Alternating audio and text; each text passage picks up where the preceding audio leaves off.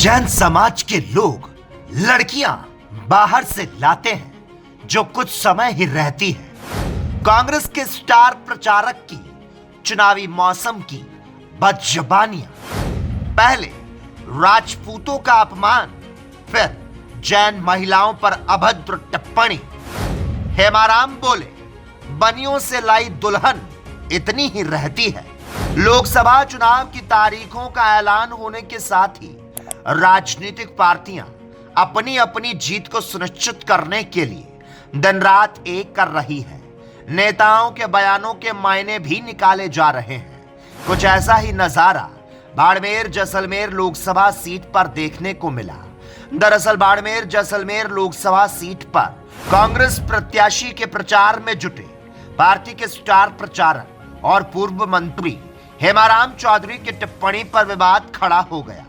चौधरी ने जैन समाज और राजपूत समाज की महिलाओं पर टिप्पणी की, जिसके बाद दोनों समाज में पूर्व मंत्री के खिलाफ रोष देखा गया और सोशल मीडिया पर विवादित टिप्पणियों का विरोध होने लगा। दरअसल ओलामालानी के कार्यकर्ताओं के सम्मेलन में पूर्व मंत्री ने बाड़मेर से निर्दलीय प्रत्याशी रविंद्र सिंह भाटी पर तंज कसते हुए कहा कि वो भारतीय जनता पार्टी में शामिल हुए और 8 दिन ही भारतीय जनता पार्टी में रहे। ये बहुत दिन है, इससे ज्यादा क्या रहे। कई बनियां जैन समाज तो दुल्हन लाते हैं, वो इतनी ही रहती है। आदमी को मन को कंट्रोल में रखना चाहिए। बदजुबानी पड़ी भारी, होने लगा बायकॉट तो मांगी माफी।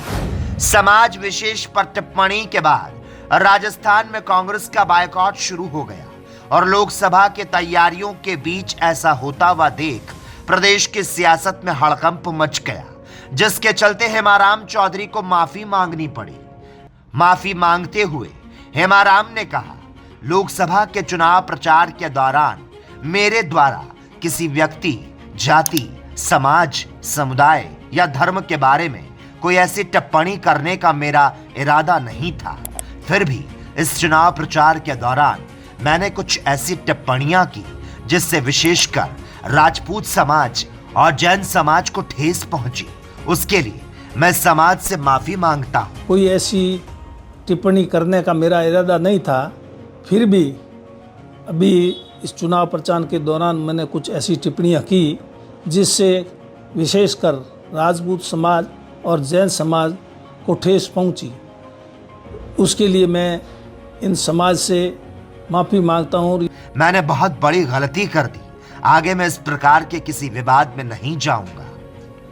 चुनाव में जब भाटी के खिलाफ मुद्दे साथ नहीं दे रहे तो बदजुबानी को बनाया हथियार।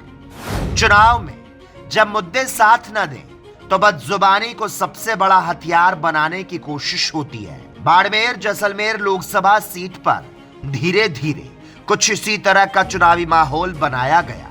अब सवाल है कि चुनाव जैसे जैसे परवान चढ़ेगा, क्या भाषाई मर्यादा तार तार होती जाएगी। संकट यह है कि किसी हिंसा की शुरुआत हथियार से नहीं, भाषा से होती है।